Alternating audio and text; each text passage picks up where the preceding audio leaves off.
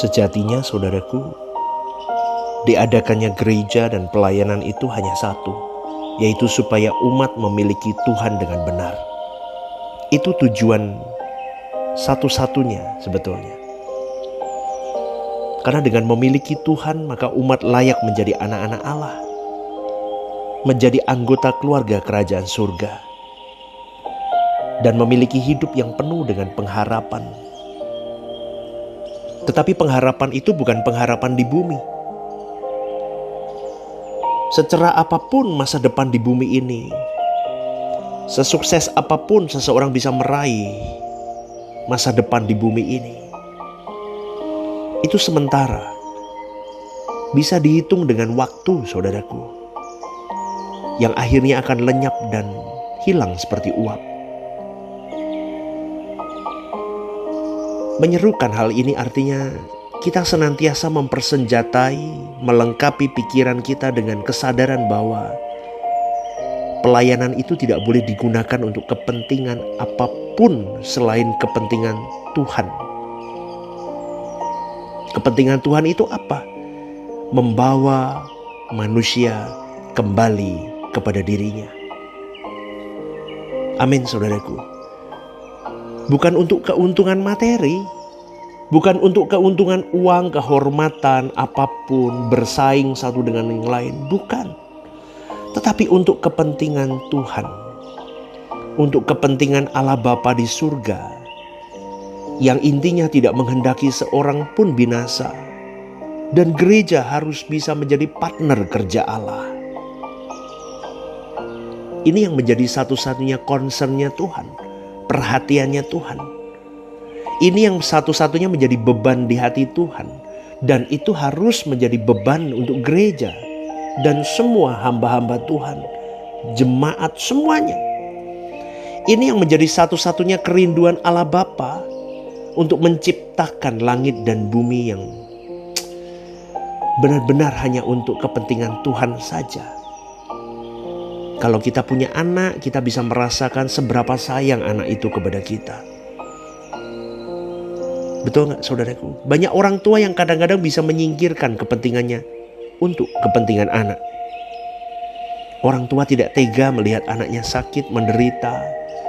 Maka orang tua rela berbuat apapun untuk kebahagiaan, kesuksesan anak-anaknya. Betul gak, saudaraku? Perasaan kasih yang kita miliki seperti itu juga dimiliki oleh Allah Bapa, lebih dari kita sebetulnya. Maka firman Tuhan berkata, apakah ada seorang ibu yang meninggalkan anak yang disusuinya? Seandainya ada pun, aku tidak pernah meninggalkan kamu. Artinya begini, kasih ibu kepada anak tidak lebih besar dari kasih Allah kepada manusia. Tidak lebih besar dari kasih Allah kepada umatnya. Jangan berpikir kita bertetangga dengan Tuhan.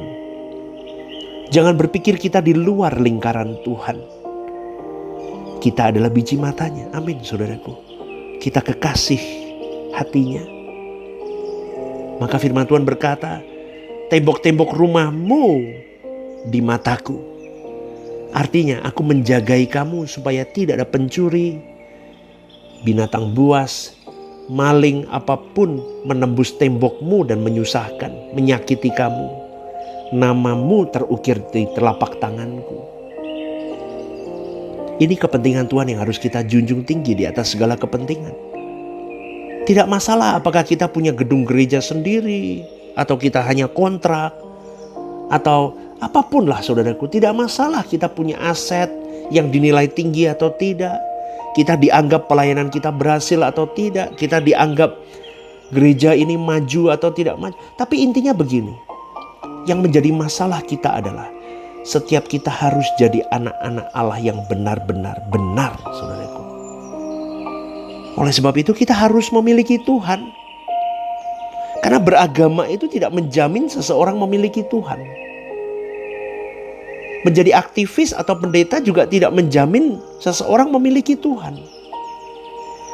Orang yang memiliki Tuhan adalah orang yang berani melepaskan hidupnya dari segala ikatan di dunia ini. Lepaskan ikatan dosa. Karena Allah tidak bisa dipersekutukan dengan dosa. Karena firman Tuhan berkata, kuduslah kamu sebab aku kudus. Terang tidak bisa bersekutu dengan gelap. Apapun bagaimanapun sukar atau sangat sukar, kau dan saya dituntut hidup suci.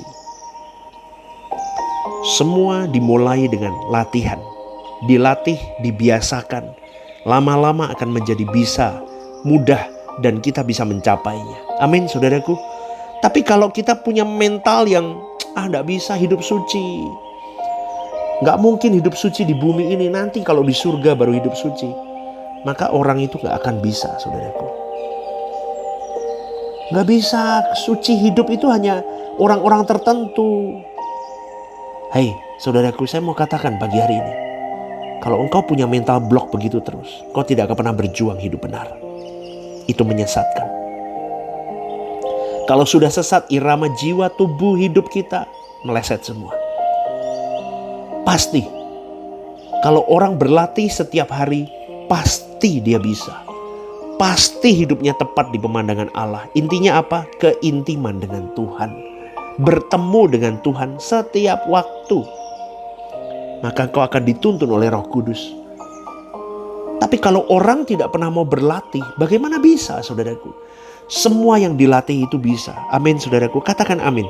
Semua yang dilatih itu bisa. Semua yang dibiasakan itu bisa menjadi mudah. Itu berlaku juga di dalam kesucian. Saya ulang sekali lagi. Semua yang dilatih, semuanya itu bisa. Semua yang dibiasakan, itu juga pasti bisa.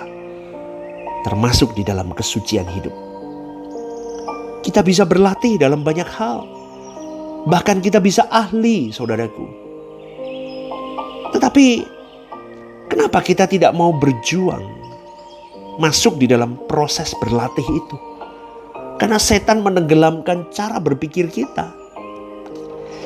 Blok mental kita. Setan menenggelamkan kita dengan berbagai banyak kesibukan, filosofi, cara berpikir, cara pandang, prinsip hidup yang menjerumuskan kau dan saya ke neraka. Itu setan kerjanya begitu, saudaraku.